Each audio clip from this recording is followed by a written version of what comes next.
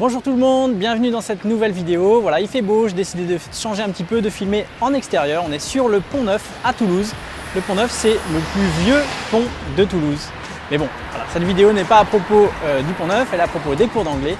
Et aujourd'hui, comme d'habitude, on va voir un point particulier de l'anglais qui pose problème, donc aux francophones. Donc là, sur ce point-là, j'avais reçu un email d'un abonné à la newsletter qui posait la question de savoir le sens du mot « about ».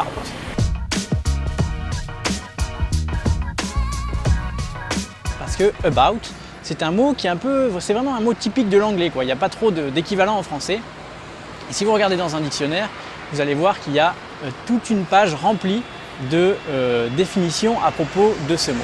Et dans cette vidéo, on va se concentrer sur les deux sens principaux. Donc pour les expliquer et bien les comprendre, parce que ce sont les deux sens qui sont vraiment les plus souvent utilisés lorsqu'on utilise le mot « about ».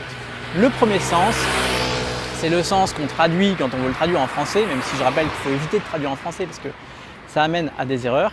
Donc le premier sens, c'est celui de dire « à propos ».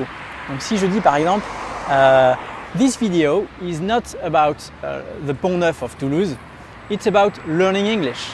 Cette vidéo, elle n'est pas à propos du Pont Neuf de Toulouse, elle est à propos d'apprendre l'anglais. Donc je peux dire This is a story about a piano player. C'est une histoire à propos d'un joueur de piano. Voilà, à propos de, au sujet de, c'est le sens principal, enfin le sens qui revient souvent du mot about. Deuxième sens qu'on va voir dans cette vidéo, c'est pour dire à peu près.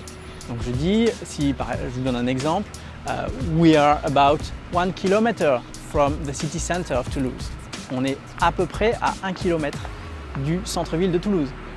Ou je peux dire, it's about 11 o'clock in the morning. Il est à peu près 11 h du matin.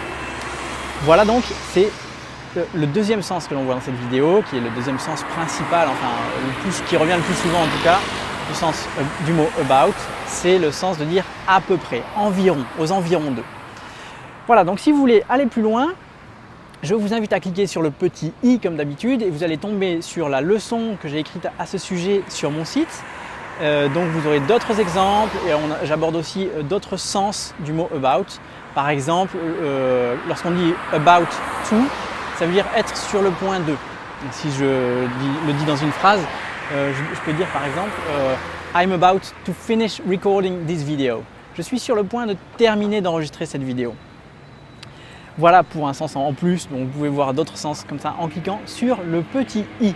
Voilà, merci d'avoir écouté cette vidéo, merci de nous suivre. Si vous avez aimé, mettez un petit pouce vert. Si vous n'avez pas aimé, mettez un petit pouce rouge. Je le rappelle, comme dans les précédentes vidéos, abonnez-vous à la chaîne YouTube, abonnez-vous, suivez-nous sur Facebook parce que bientôt nous allons faire une formation sur les temps de l'anglais qui sera en libre accès sur Facebook et sur YouTube. Donc voilà, merci de nous suivre, à bientôt, bye bye.